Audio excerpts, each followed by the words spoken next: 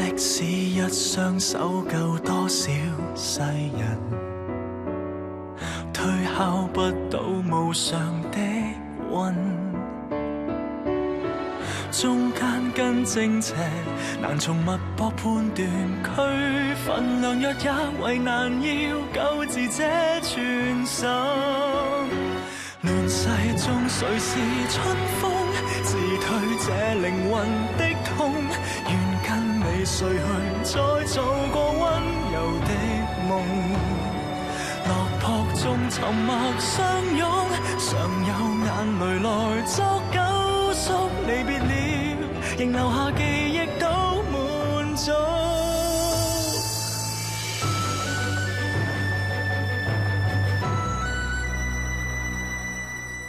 我根本唔係唔小心跌斷對腳啊！我係我自己親手打斷㗎。我咁樣做就係想逼你永永遠遠喺我身邊。你而家知道發生咩事啦？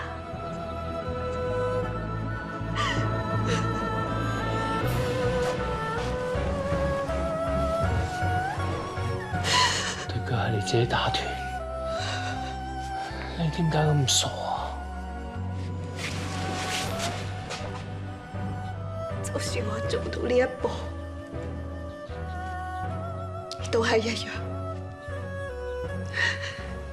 一聽到我福靈有事，就即刻抌低我去揾嗰個女人。你咁樣又何必呢？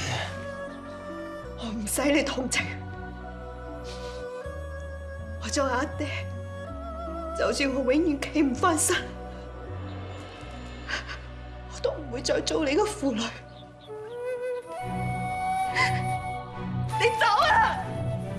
我永遠都唔想再見到你啊！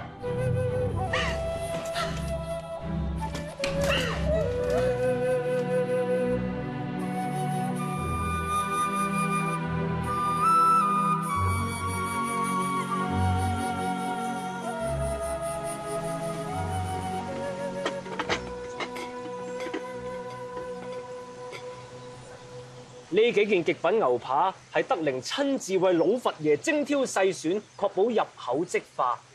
德齡仲話食牛扒若然加上少許櫻桃醬，仲會相當美味添。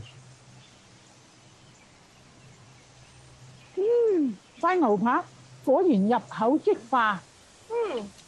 德齡呢個丫頭啊，果然見多識廣，討人喜愛。邊個娶着佢啊？真係幾生修道啊！難得有此西洋美食，醇親王為何未叫幼蘭一同前嚟分享呢？係喎，在風，你同幼蘭嘅婚事準備成點啊？係咯，宮中已經好耐冇辦過喜事啦。老佛爺一向視幼蘭如己出，醇親王，你應該早啲定下佳期，等老佛爺完成心願，千祈唔好令到老佛爺失望至得㗎。王爺，袁中堂大人到訪，正於書房等候多時。袁世凱參見王爺。袁大人乜咁厚禮啊？哦，聞得王爺同榮祿大人千金，共諧連理，少少意思不成敬意。袁大人太客氣啦，此事目前言之尚早，袁大人都係先將賀禮收回罷啦。王爺取得榮祿大人嘅掌上明珠，真係值得可喜可賀，理應早日成親嘅。究竟王爺有咩事情要多加考慮咁呢？咁問袁大人，取得榮祿大人女兒有何喜之有呢？王爺，你而家受到皇上嘅信任，太后嘅重用，已經係一人之下萬人之上。如果你做埋榮祿大人嘅東床快婿，即係錦上添花，你嘅事業就即係更上一層樓啦。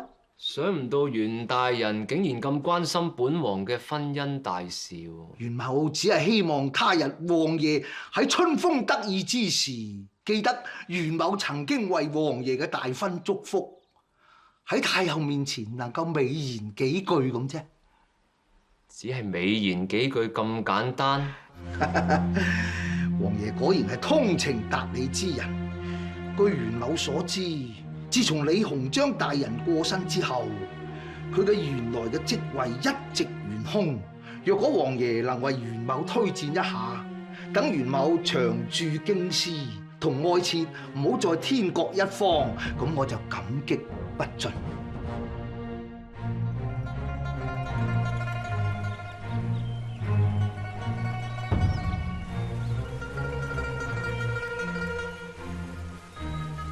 正所謂人不風流枉少年，王爺正當盛年，到處留情都在所難免。切忌為兒女私情而耽誤大好前程。做咩啊？粒聲唔出，嫌陪住我好悶咁話咯喎。當然唔係啦，我只不過係掛住睇鐘乳石，一時睇得入咗神啫。係喎，爭啲唔記得咗，我哋嘅醇親王係個多情種子添。冇諗到你今日會嚟揾我。我以為你就算唔使陪你嗰位未過門嘅福晉，都要陪你嗰位夢中情人添。我而家咪喺你身邊陪住你咯，你仲講埋呢啲咁嘅説話？都算你啦，冇俾嗰個假洋鬼子迷到你神魂顛倒，仲識得分事情嘅利害輕重。咁真係多得你嘅關心同提點啫。等我仲以為醇親王今日會同幼蘭你一齊入宮向老佛爺請安添。醇親王近日忙於推人新政，又要經常同各個公使開會，邊得閒啊？係喎，德齡啊，你今日唔使幫醇親王做翻譯嘅咩？嚇，我嗰個咪葛根，葛根喺度，即係醇親王都喺度啦，過去問下佢咯。葛根，小人參見阮家格格。喂，點解你喺度嘅？醇親王呢？嚟到頤和園，做乜唔去向老佛爺請安啊？至少都要嚟睇下佢位未來福晉啊嘛，又難可。係咯，醇親王佢喺邊啊？小人唔清楚啊，小人只係幫王爺帶個口信前來，時候都唔早啦。小人先行告退。走得咁快，本格格好得人驚咩？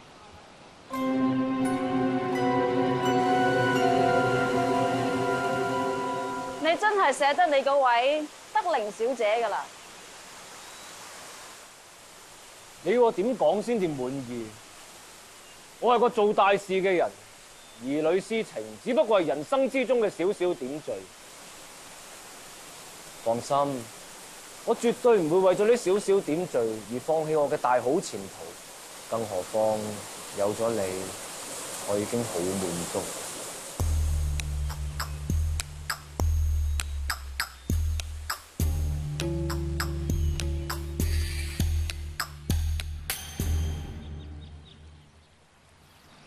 呢一間屋咧，我專程送俾你嘅。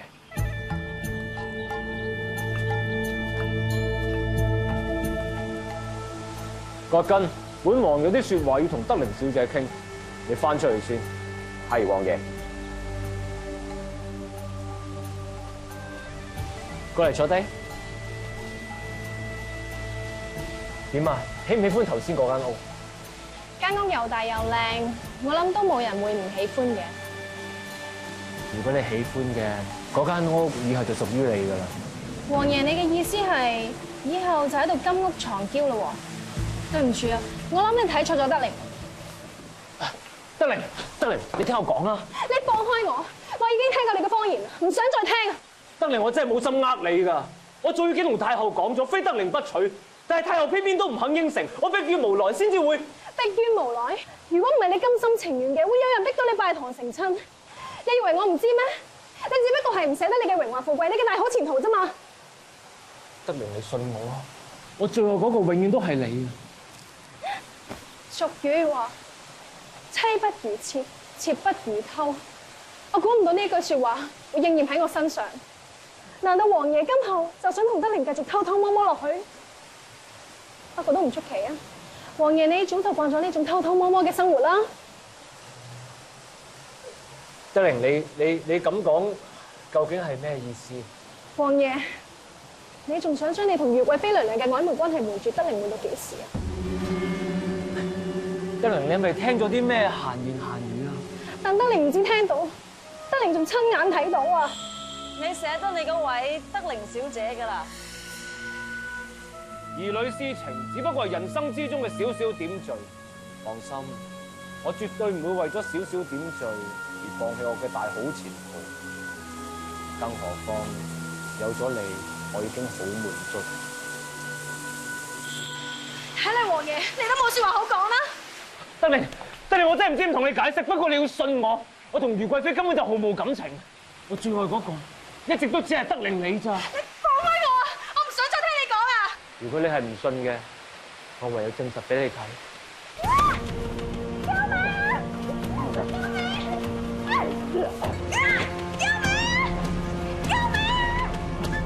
王爺，唔係有咩事嘛？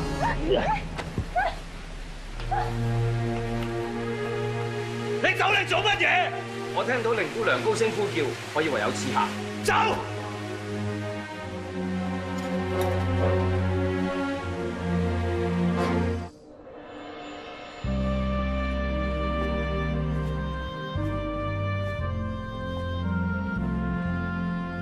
凌姑娘，再封呢啲衰男人，根本唔值得你為佢流半滴眼淚。仲有，你個人心地咁好，你嘅如意郎君一定好快會出現嘅。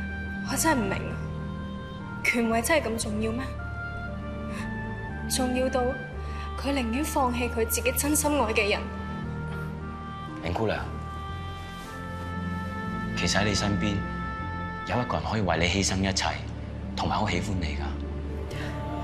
國根，你對德玲嘅心意，德玲一直好清楚。只可惜男女之間嘅感情，偏偏唔輪到我哋所選擇。德玲一直當國根你係我嘅好大哥、好知己。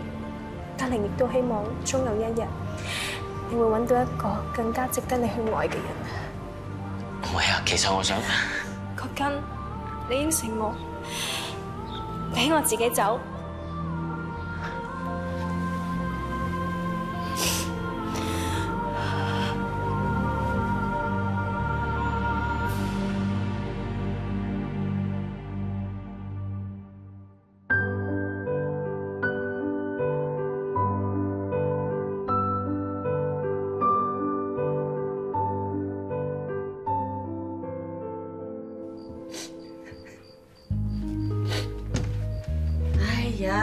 人都走到咁遠啦，男人大丈夫喊乜鬼先得㗎？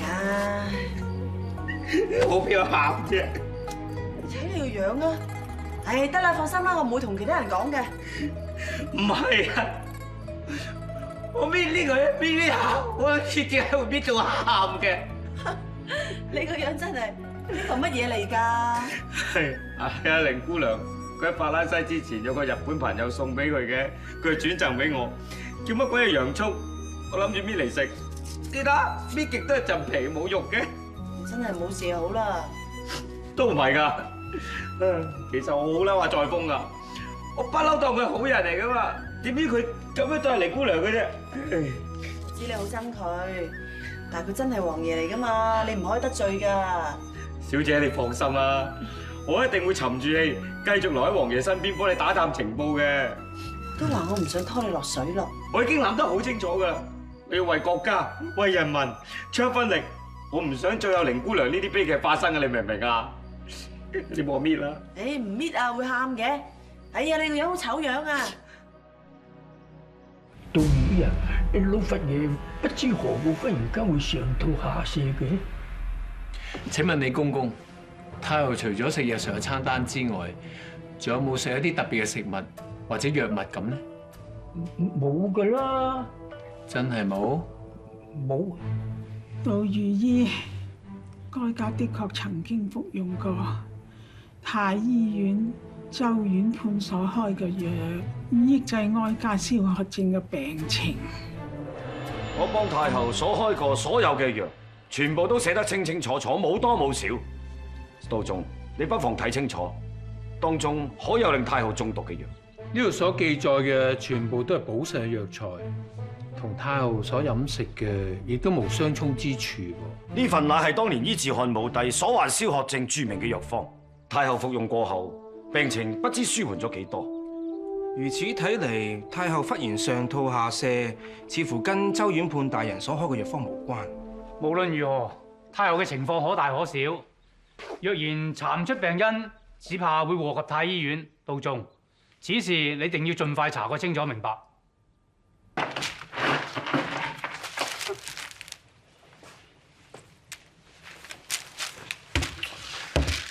道兄啊，我檢查過呢幾種藥，全部都冇問題喎。我呢2種都冇問題喎。咁我哋唯一只有一個方法，真係要飲啊！萬一我飲咗之後好似老肥爺咁上吐下瀉，咁點算啊？當年神農氏嘗百草，後世有李時珍親身體驗藥性，先至能寫出《本草綱目》。咁除非阮家格格你無心向學啦。邊個話我無心向學㗎？任兄，請。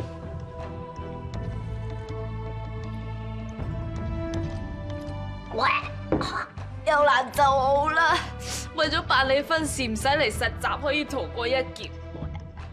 咦，阮家格格，你做咩飲晒碗藥嘅？乜唔係要飲晒佢嘅咩？如果藥材本身係變壞嘅，飲幾啖就可以試出個效果㗎啦。咁我萬一真係有事點算啊？咁咪會快啲見效咯。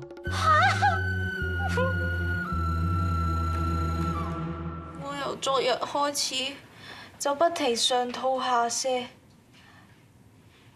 死咯！我會唔會同老佛爺一樣㗎？格格嘅脈象的而且確同太后一樣。之但係我同道兄亦都有飲過啲藥啦，但係點解我哋兩個有咩事都冇嘅咧？莫非唔關啲藥事？請問格格，最後除咗服藥之外，仲有冇啲咩特別嘢食過？我見近日順其不調，所以食咗幾粒白鳳丸咯。白鳳丸？邊個俾你㗎？我點知啫？我都係叫楚兒拎俾我㗎啫嘛。梅格格，啲白鳳丸係日前你去太后請安之後，太后賞賜俾格格你㗎。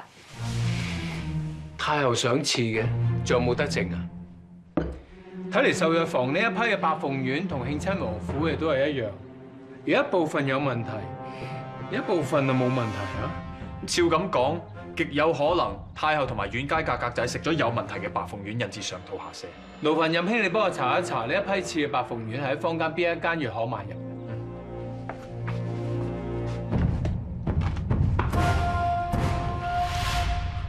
根據記錄，呢個批次嘅白鳳丸係太后回宮之後新近買入嘅，而供應嘅藥行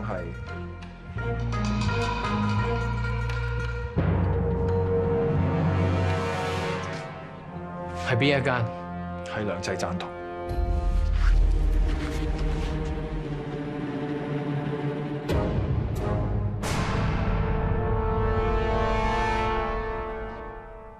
嗱，呢度啲白鳳丸同以前賣俾太醫院嗰啲都係屬於同一批次嘅。呢白鳳丸色澤烏黑，藥味醇厚，絕對係上等嘅貨色。咁啊，當然啦，呢啲白鳳丸啊係我親自驗收嘅。如果唔係，我都唔夠膽賣俾太醫院啦。我都驚影響到我哋良濟贊堂嘅金漆招牌噶嘛。岳父做生意一向童叟無欺，我絕對相信岳父唔會賣次貨俾太醫院。但係點解同一批嘅白鳳丸會有咁大差別咧？我哋良濟贊堂所出品嘅白鳳丸絕對冇有次貨嘅。老闆啊，不得了啊！開明嚟咗一批官差，咁啊凶神落晒咁，又話要拉人封報噶嘛？點解會咁㗎？喺度啊！蔡大哥，我就係呢個老闆啊！究竟發生咩事？你就係老闆，即係你紅金贊啦，咁就啱啦。我哋係奉命你緝拿販賣劣質藥品俾太醫院嘅犯人紅金贊歸案嘅，人嚟捉住佢！喂，做咩拉我哋啊？我係從來冇賣過劣質嘅藥品嘅。太大哥，係咪有咩誤會？我哋都係奉命行事，有嘢嘅翻去衙門同我哋大人講。嗱，我同你講，我係太醫院嘅御醫道眾。奉院士大人之命，正在調查此案。到目前為止，我喺良濟贊堂都仲未揾到證據。你冇證冇據，唔好胡亂拉人。呢封係我哋衙門發出嘅公文，你自己睇啊。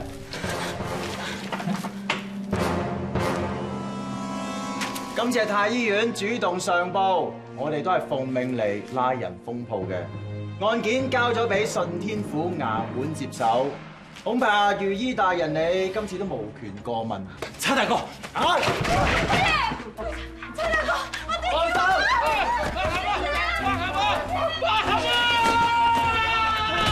夠膽橫抗拒捕！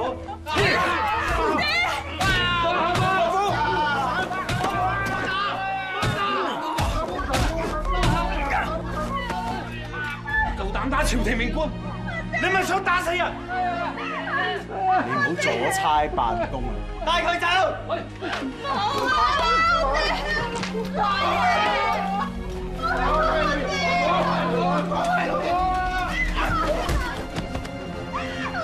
睇見小姐。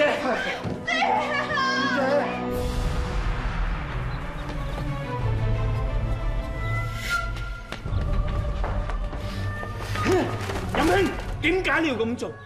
我同你講咗，等我良濟贊堂查清楚此事，但係點解你咁快就上報？你誤會咗啦，唔係我上報㗎。如果唔係你，點解順天府衙門嘅衙差咁快就去良濟贊堂拉人封報啊？其實係周院判大人，佢走嚟追問我，佢要追問關於太后食菜一時查成點樣。我冇辦法之下，我同佢講咗，點知佢話事關重大，佢要同院士大人上報先至得啊！豈有此理！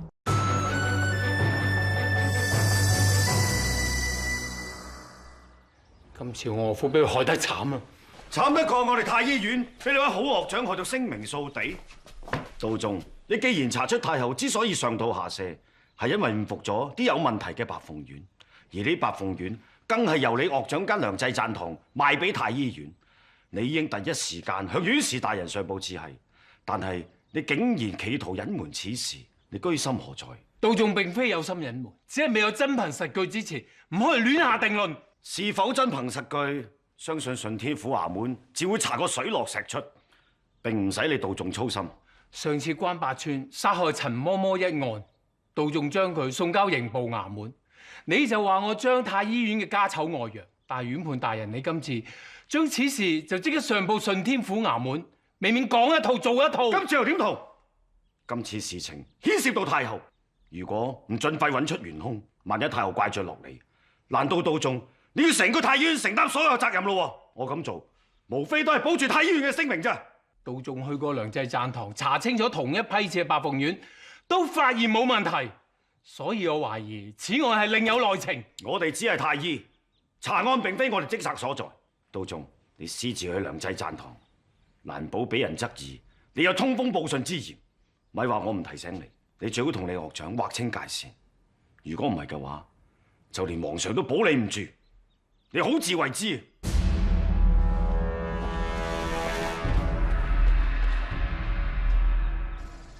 停一陣好啦，唔好要大爺難做。我知道啦，唔該。岳父，唔好再打，唔好再打我。我岳父點解會打成咁㗎？哦，大人問嘅佢又唔肯認，咁大人嬲起上嚟又未嚴明下問咯。哦，你睇咗咁大年紀都捱到幾多次啦？咁即係苦打成招啫。岳父，唔好打，我放心，唔使驚，我係淮山啊。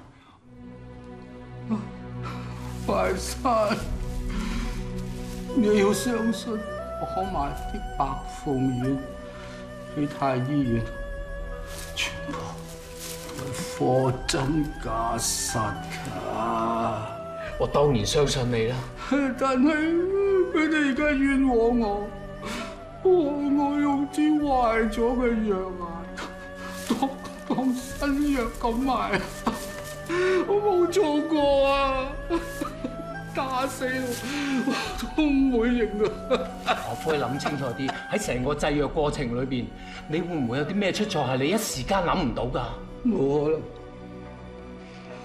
啲藥係賣俾太醫院，所以由揀選藥材到整個生產過程，我跟得好足啊！甚至冇連用嚟包裝嗰啲，都係用最上等嘅蜂蠟，所以啲白鳳園冇可能咁快就變壞。佢問題出咗喺邊度咧？淮山，我最放心就我個百合，你要應承我照顧百合。岳父，你放心啦，我應承你，我一定會好好照顧百合，我唔會離開佢噶。用第呢句説話，我死得眼係啦。唔好講啲咁嘅嘢，你好好休息。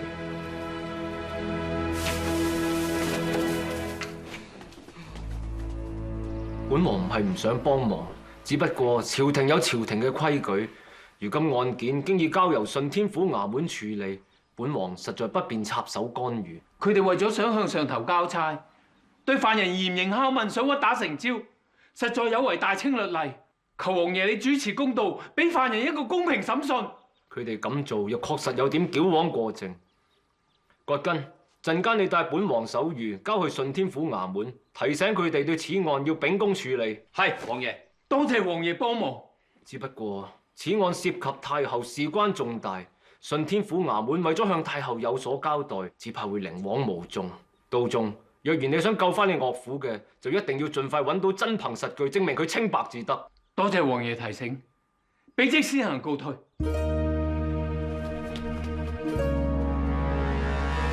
依家所有嘅證據都對洪金贊好不利。開講都有話，官府大門兩邊開，有理無錢莫進來啊！睇怕今次杜大夫個學長啊，傾家蕩產先可以甩到身啊！甩到身都冇所謂啊，只係甩唔到身就該會咯。好在靈兒當年你嫁唔成入道家咋，如果唔係啊，實俾佢拉埋落水啫。好心你哋唔好喺度講埋啲風涼説話啦。空穴來風未必冇因，點知佢哋梁濟贊堂係咪真係賣假藥㗎？姑姐啊，你唔好聽出邊啲人亂咁噏好冇？嗰啲人喺度以訛傳訛咋。百合阿爹出事，佢而家一定好擔心㗎。杜大夫啊，要照顧一個行動唔方便嘅妻子已經好煩㗎啦，依家仲要為咗救佢岳長嘅事四處奔波，唉，今次真係難為咗佢。求院士大人出面，要順天府將涉案嘅白鳳丸歸還，等我可以檢查，我好有信心，一定可以查明真相。道中，你真係想查明真相，定話救你位岳長啊？一日未結案，我岳父都係冤枉嘅，我唔認為兩者有任何抵觸。點都好啦。既然此案已交由順天府衙門辦理，太醫院實在不便插手干預。我唔係要干預啊，我係要查清楚件事嘅真相。我唔想一個無辜嘅人蒙受不白之冤啊！道中，你着緊你岳長呢一點係人之常情，大家都好理解。只不過你身為太醫院嘅御醫，就要跟太醫院嘅規矩行事，實在不宜節外生枝啊！仲有啊，你岳長係咪真係冤枉？順天府衙門自有定論。我勸道中你無謂再搞咁多嘢，萬一連累埋太醫院，我驚你擔當唔起。院士大人，院判大人講得啱啦，太醫院嘅名聲絕對不容有失。總之就此作罷，你不必多講。喂，杜煒，你唔好再挑戰院士大人嘅決定啦！如果唔係，真係會逐你出太醫院㗎。我根本唔在乎留喺太醫院，而家我外父俾人冤枉啊！我盡快揾到證據，幫我外父洗脫嫌疑啊！我知道，但係太醫院嘅所有白鳳丸都已經俾順天府衙門嘅人攞走晒啦，仲邊度揾證據啊？院街價格應該仲有，我去問佢攞。杜煒，我知道你心急，但係太陽都就嚟落山啦，俾你去到慶親王府咪天黑，唔爭再過一晚，聽朝先去好唔好？我知道你好心急，要救你嗰位岳長。但係眼前有一個人係更加需要你去關心，就係你位夫人。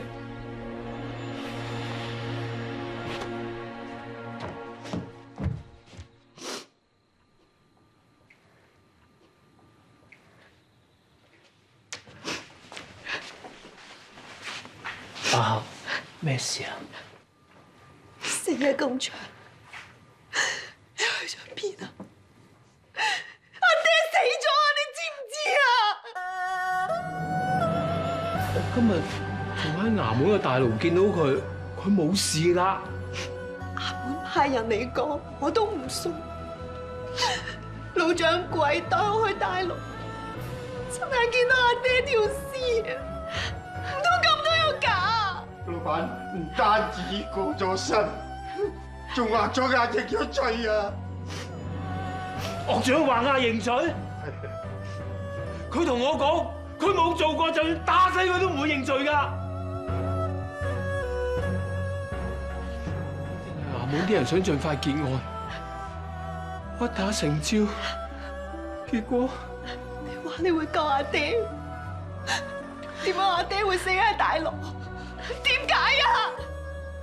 對唔住爸，我幫唔到岳父。而家講對唔住有咩用啊？阿爹死咗，我連唯一嘅親人都冇埋，喺呢個世上我仲可以依靠邊個？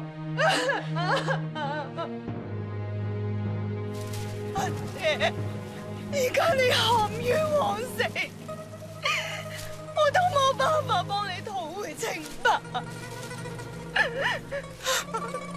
如今兩寨站堂都被官府查封，阿爹一生嘅心血毀於一旦，兩兒對阿爹唔住啊！爸唔好咁傷心啊，身子要緊啊！日日都係你啊！如果你當時唔揸白鳳丸嘅事，阿爹都唔會慘死啦！搞到而家咁，就係因為你害死咗阿爹啊！你還翻個阿爹俾我啊！你放心，我應承過岳父一生一世都會照顧你，無論前面條路幾難行，我都會同你行落去。阿爹，冤家格格，你諗真啲啊！你真係問過晒所有人。我問過晒啦，連娘娘都問埋啦。有一個人未問，邊個？老佛爺咯。係喎，只不過太后佢仲會唔會保留啲有問題嘅白鳳丸啊？而家問題唔係老佛爺會唔會留低啲有問題嘅白鳳丸啊，而係你哋有冇膽開口去問老佛爺啊？其實仲有一個地方有大量有問題嘅白鳳丸，係順天府衙門。你唔係諗住要潛入順天府衙門去偷嘅話？其實又唔使去偷咁冒險嘅，我哋可以試下去同順親王商量，睇下可唔可以由順親王出面要求順天府衙門重審此案。咁我哋咪可以名正言順攞到批有問題嘅白鳳丸咯。本王向順天府衙門了解過，由於洪金贊經已劃押認罪，再加上佢於囚禁期間死於獄中，順天府衙門早已結案，案中作為證物嘅白鳳丸亦都已經全數銷毀。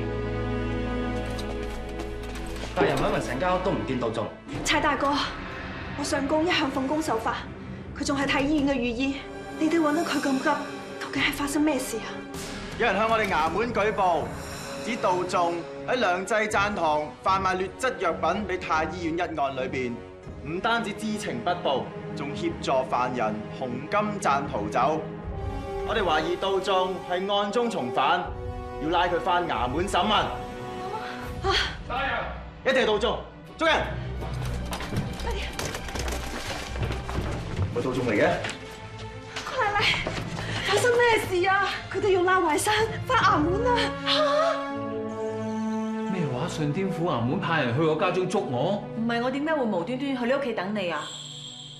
國家喺順天府衙門嘅朋友度打聽到，衙門有人舉報，指控你同你岳長洪金贊係同謀，盜賣劣質藥品俾太醫院，所以官差去你屋企拉人。好彩我及時截住你啊！如果唔係，你而家踎咗喺大牢啦！簡直荒謬！我岳父已經俾人哋誣告噶啦，而家仲想冤枉埋我？上梁不正下梁歪，有咩事唔可以發生啊？我行得正企得正，我驚咩？我而家就去順天府同佢哋對質咯。對咩質啊你？你去到只要俾人拉入大牢噶咋？嚴刑逼供，屈打成招啊！一個唔好彩，好似你岳父咁，死埋喺入邊添啊！死啦！我依家自身都難保，我仲點幫我岳父翻案呢？忽然間有人會去衙門告你一狀，肯定有人唔想你查落去。咁即係話，我查出呢一個人真正嘅身份，未有機會幫我岳父翻案咯？查？你點查啊？而家你係陰犯啊，唔見得光㗎。等我幫你查啦。我唔想拉你落水喎。咩拉我落水啫？我而家窩藏陰犯，我都係陰犯啊！況且查案嘅嘢，你邊及我在行啊？但係你個傷啱啱先好翻，我怕。怕咩啫？你真係怕嘅，倒不如擔心下百合啦。佢啱啱冇咗阿爹啊！如果冇埋你呢個丈夫，佢受唔受得住打擊啊？係喎，我冇翻到屋企，百合會好擔心。你可唔可以幫我報個平安啊？唔可以。而家衙差一定會監視你屋企嘅。如果我貿貿然出現嘅話，只會打草驚蛇。倒不如諗下點樣幫你洗脫嫌疑，早日同百合團聚好過啦。老佛爺，今日你想去邊度行下咁啊？你兩個丫頭有咩好提議啊？不如就上佛香閣啦，老佛爺都有好一段時間冇上過去啦。都好，就喺幼蘭你成親之前，幫你祈個福，等你早日為醇親王府開枝散葉。謝老佛爺關心。老佛爺啊，我哋一陣去到佛香閣祈福，我哋祝願身體健康、長命百歲，好唔好啊？乖啦，乖啦。老佛爺每日呢個時候都一定會外出散步，到時我就會盡辦法拖延住佢。福靈你就利用呢段時間潛入去樂壽堂，至於揾唔揾到有問題嘅白鳳丸，就睇你同道眾嘅彩數啦。由於老佛爺近來身體差咗，為求安心，李蓮英將老佛爺經常服用嘅藥放咗喺老佛爺臥室床後邊嘅藥櫃度，以備不時之需。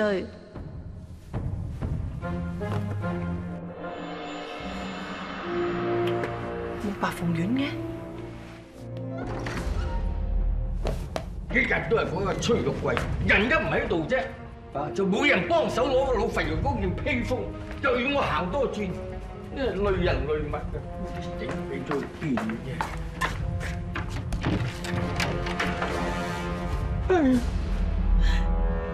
鳳玲，你好大膽，偷入哀家寢宮盜竊，該當何罪？奴婢自知罪大，請太后息怒。喺你眼中毫無懼色，難道你唔怕死？奴婢並非唔怕死，只不過出於無奈，先會出此下策。好，你講。不瞞太后，奴婢入太后寢宮，唔係想偷咩珍寶，只不過想睇下太后有冇食剩嘅白鳳丸啊！白鳳丸？你冒住殺頭嘅危險，幫道眾翻案，睇嚟你同道眾嘅關係絕不簡單噃。太后千祈唔好誤會啊！我同道眾絕對冇任何特殊關係㗎。福玲，你哋福家世代都係做跌打醫館，可惜家道中落。你為咗替父還債，被逼嫁入道家，做道眾嘅妾侍，但係你喺成親當晚，竟然同情郎私奔，誰不知幾年之後你重返京城，同道眾重遇，可有此事？唔怕話你知，所有喺宮中行走嘅人，哀家都會派人明查暗訪，佢哋嘅一言一行都要向哀家匯報。既然太后咩都知道，奴婢亦不相瞞。冇錯，奴婢對道眾的確係情有獨鍾，只可惜道眾早已使君有婦，我哋之間只能夠嘆一句有緣無分。哦，咁就簡單啦。一個男人三妻四妾係平常不過，你可以好似當年咁嫁入道家為妾，咁咪乜事都解決晒咯。如果道眾嘅妻子可以好似太后咁通情達理，事情當然容易解決啦。哦，原來道眾家中有隻河東獅，所以你就幫道眾嘅岳丈翻案，希望打動佢嘅妻子俾你入門。估唔到奴婢心中嘅想法，完全逃唔過太后法眼喎。哀家行橋多過你行路，試問你又點瞞得過哀家呢？只可惜，如今事情敗露。其實奴婢可唔可以嫁入道家並唔重要，奴婢只係唔希望見到道眾含冤受屈，步佢岳丈嘅後塵。奴婢更加唔希望見到道夫人從此孤苦無依啊！依求無家寶，難得有情人，福靈，你為救情郎，甘願犧牲，哀家就寬恕你潛入寢宮盜竊之罪啦。謝太后隆恩，謝太后隆恩，請恕奴婢斗膽。敢問太后，唔知出事嘅白鳳丸，太后仲有冇留低呢？你呢頭逃出鬼門關，嗰頭就掛住啲白鳳丸，睇嚟你心中果然只有道俗。只可惜，自從知道白鳳丸出咗問題之後，哀家就命人將宮中所有嘅白鳳丸掉晒。咁即係我仲未講完。據哀家所知，有一個人係暗中收藏起唔少白鳳丸。藥箱裏邊嘅白鳳丸係同出事嘅白鳳丸屬同一批次，你慢慢檢驗下。哇！李蓮英都仲可以收埋咁多，睇嚟佢喺太后身邊都貪唔少喎。全靠佢連白鳳丸都貪啊！你先有機會翻案啊！連個天都幫埋你。多謝你今次冒險幫我。如果萬一有咩事，我真係過意唔去。我講多次啊嚇！我唔係幫你啊，我幫百合㗎咋。我唔想佢呢頭冇咗阿爹，嗰頭冇埋相公啊。係咧？點解太后今次又會肯俾啲白鳳丸你嘅？冇啊！我咪同佢講你好可憐咯。總之有咁可憐，講到咁可憐，咁可能太后聽完之後可憐你啩？咁你唔講就算啦。嚟幫我手將啲白鳳丸逐粒逐粒打開佢。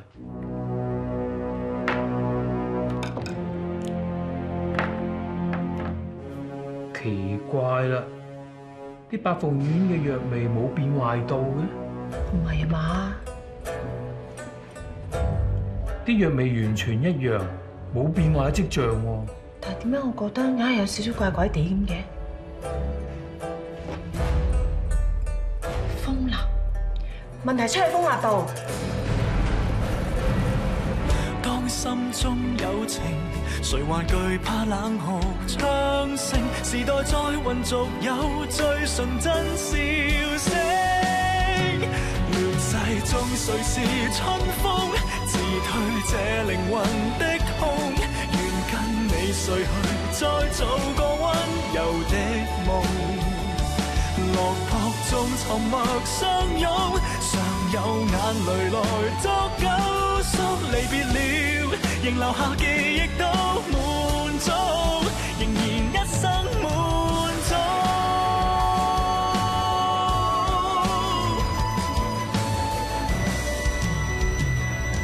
世中人事匆匆，常有舊藥能找到，或只會是你叫寫發心靈悸動，暴雨中沉默相擁。